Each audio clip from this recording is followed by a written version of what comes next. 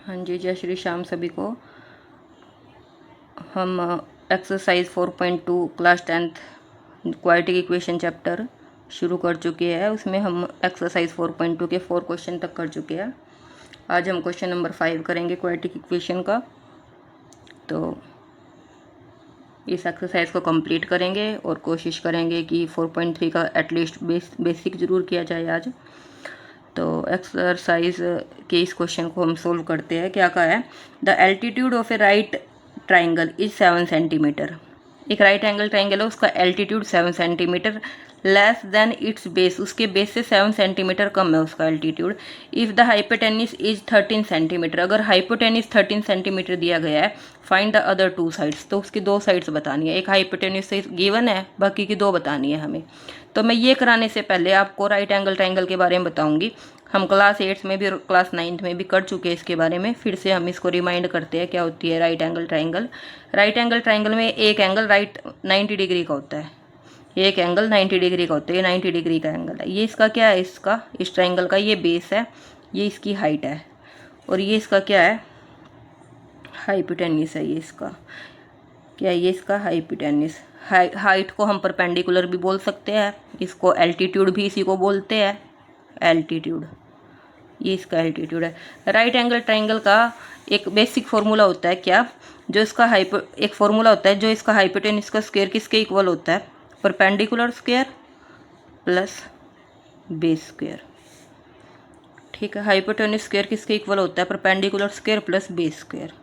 बस इतना ही अभी हमें पता होना चाहिए। हम क्लास 8 में 9th में से कर भी चुके हैं। इसी के बेस पे हम आगे क्वेश्चन को शुरू करते हैं। स्टेटमेंट को दोबारा देखो क्या कहा गया है इसमें। The altitude of A right angle triangle is 7 centimetre less than it's base. कि एक राइट एंगल ट्राइंगल है, उसका जो एल्टीट्यूड है ना, ये एल्टीट्यूड हाइट मतलब परपेंडिकुलर, ये उसके बेस से 7 सेंटीमीटर कम है। अब वही अभी तक हम कितने क्वेश्चन में करते आए हैं, जब तक हम इसका बेस नहीं पता होगा तो हम कैसे बता देंगे कि उस कितने से 7 सेंटीमीटर कम है। तो हम उसके बेस को कंसीडर करेंगे। क्या लिखेंगे? Let the base of right angle triangle is, let the base of right angle triangle, right triangle लिख दो। क्या कंसीडर कर लिया हमने? x सेंटीमीटर, क्योंकि 13 सेंटीमीटर इसका हाइपोटेन्यूस गिवन है। अगर बेस x सेंटीमीटर है तो क्या कहा उन्होंने? एल्टीट्यूड। एल्टीट्यूड कितना होगा उसका? 7 centimetre less from its base, base से 7 सेंटीमीटर कम। ठीक है, ये जो फॉर्मूला होता है ना, ये पाइथागोरस के अंडर आता है, पाइथागोरस। तो क्या फॉर्मूला इसका लिखते हैं यहाँ पे, ये भी बता देते हैं पहले। हाइपोटेन्यूस कितना गिवन है इसका? Hypotenuse of right angle triangle कितना है? 13 सेंटीमीटर। फॉर्मूला क्या होता है? H square equals to P square plus B square. H मतलब हाइपोटेन्यूस, पी मतलब परपेंडिकुलर, बी मतलब बेस। कितना दिया हाइपोटेन्यूस? 13 स्क्वायर, परपेंडिकुलर कितना है? x माइनस 7 का होल स्क्वायर प्लस बेस कितना है? X square. खोले से कितना आएगा? 13 को 2 बार मल्टीप्लाई करते हैं 169। a माइनस बी का होल स्क्वायर क्या होता है? a माइनस बी का होल स्क्वायर। यहाँ लिख के बता देती हूँ मैं। a माइनस बी का होल स्क्वायर किसके इक्वल होता है? a square plus B square minus 2ab। तो a की जगह हमारा कितना है? 7, यानी एक्स स्क्वायर, बी स्क्वायर मतलब 7 स्क्वायर। 7 स्क्वायर कितना हो गया? 49, 2ab minus 2ab plus x square किसके इक्वल हो गया? 169। एक्स स्क्वायर 2x स्क्वायर, 2 7 जा 14x प्लस 49। 169 को इस साइड ले आओ, 2x square minus 14x plus 49 minus 169 कितना हो जाएगा? 0। 6 में से 4 गया 2, 120 बचेगा। Minus 120 equal to 0। अब ये देखो इन तीनों में से क्या कॉमन है? 2 कॉमन है, तो 2 को कॉमन लेंगे, कितना बचेगा? एक्स स्क्वायर, 2 7 जा 14x minus 2 into 60 equals to 120 equals to 0। 2 को वहाँ लेके जाएंगे, डिवाइड हो जाएगा, डिवाइड होने के बाद क्या बचेगा 0, यहाँ 0 हो जाएगा ना।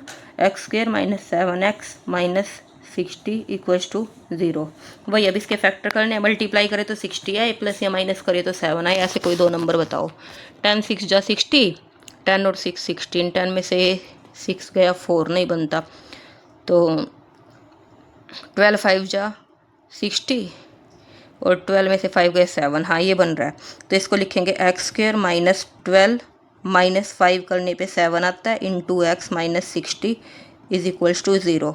तो क्या बनेगा एक्स स्क्वायर, अब साइन अपोजिट हो जाएगा, minus 12x plus 5x minus 60 equals to 0। तो x कॉमन लिया, कितना बचा x माइनस 12, यहाँ से कितना बचा 5 कॉमन लिया, 5 कॉमन लेने के बाद x माइनस 12 इक्वल्स टू 0।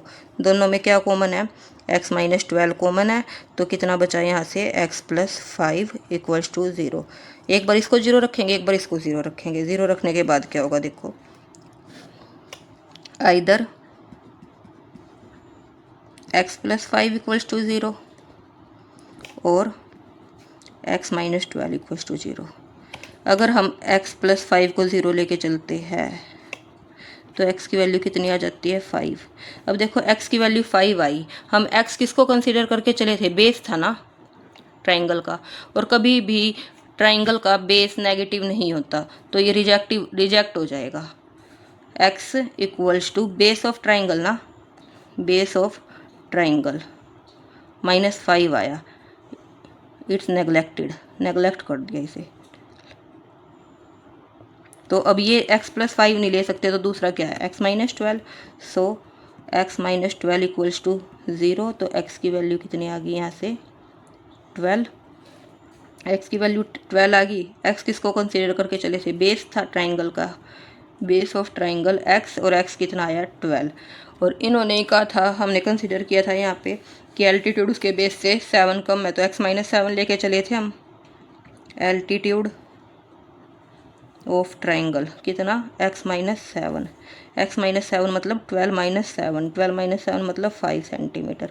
तो ये कहा था ना इन्होंने कि अब हमें हाइपोटेन्यूज तो गिवन है और इसकी बाकी की दो साइड फाइंड आउट करो, find the other two sides. Hypotenuse 13 था, तो वही हमने दो साइड्स फाइंड आउट कर दी कि ये इसका बेस है और ये इसकी एल्टीट्यूड है, मतलब हाइट है। That's it. Base equals to 12 centimetre and altitude equals to 5 centimeter. This is complete solution.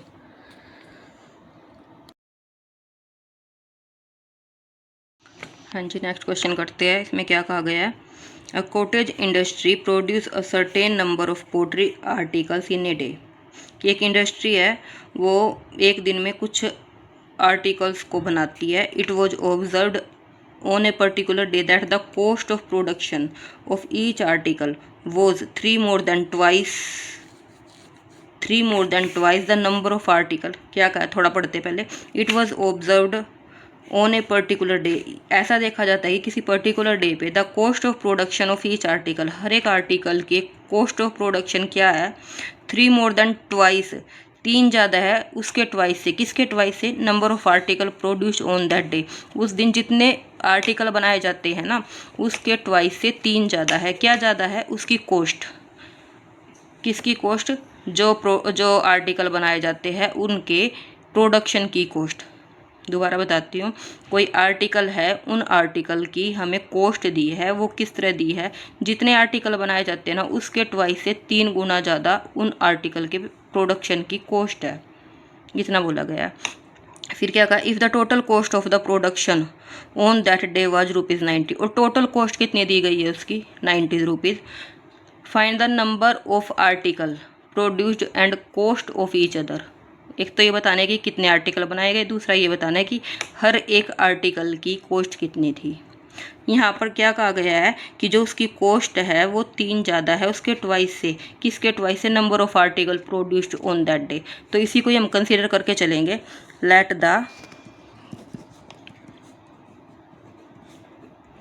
Number of article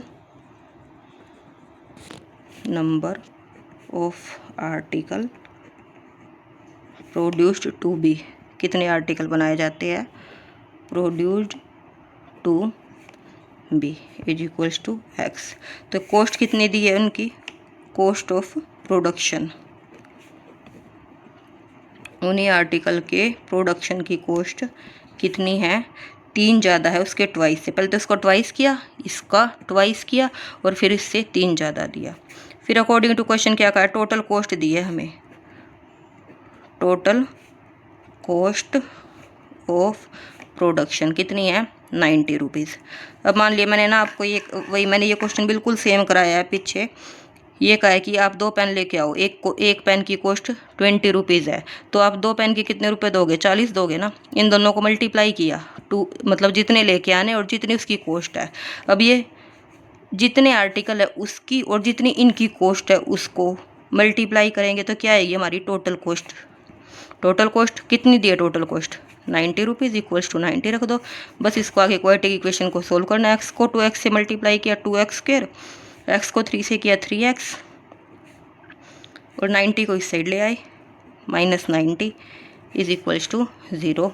अब ये देखना 92 जा 180, 180 तो मल्टीप्लाई करने पे आए, प्लस या माइनस करने पे कितना आए 3। देखो ऐसे कौन से 2 नंबर होंगे बताओ। यहाँ से मल्टीप्लाई करते हैं 290, 2 पे 45, 5 9 जा 3 3 जा 9, 3 1 जा 3। देखो क्या है 3 3 जा 9, 2 2 जा 4 और 4 5 जा 20। नहीं 20 में से 9 को करे तो नहीं होएगा।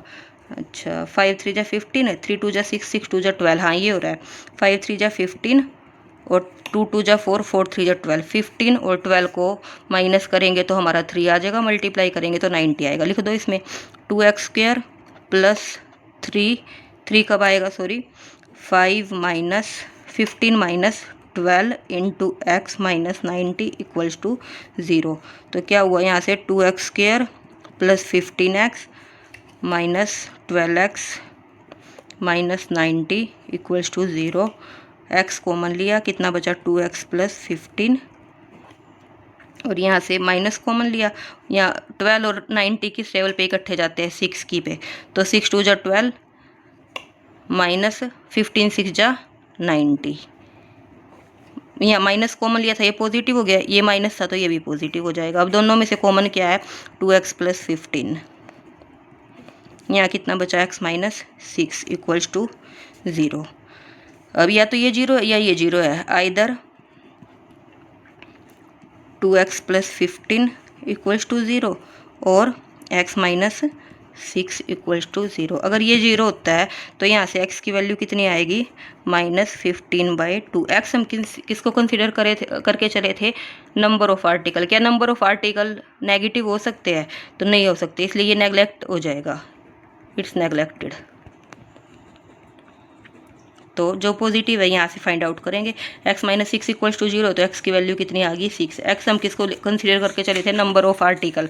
तो नंबर ऑफ आर्टिकल हमें पता चल गया कितने हैं 6।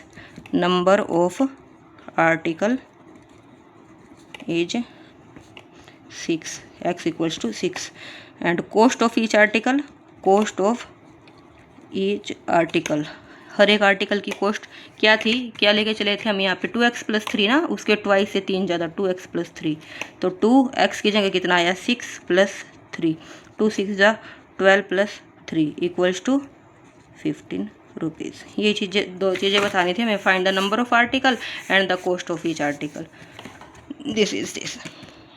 Okay, thank you very much. ये एक्सरसाइज कंप्लीट होती है। अब हम नेक्स्ट करेंगे एक्सरसाइज 4.3। पहले उसका बेसिक समझ के चलेंगे, फिर उसके बाद कंप्लीट क्वेश्चन करेंगे।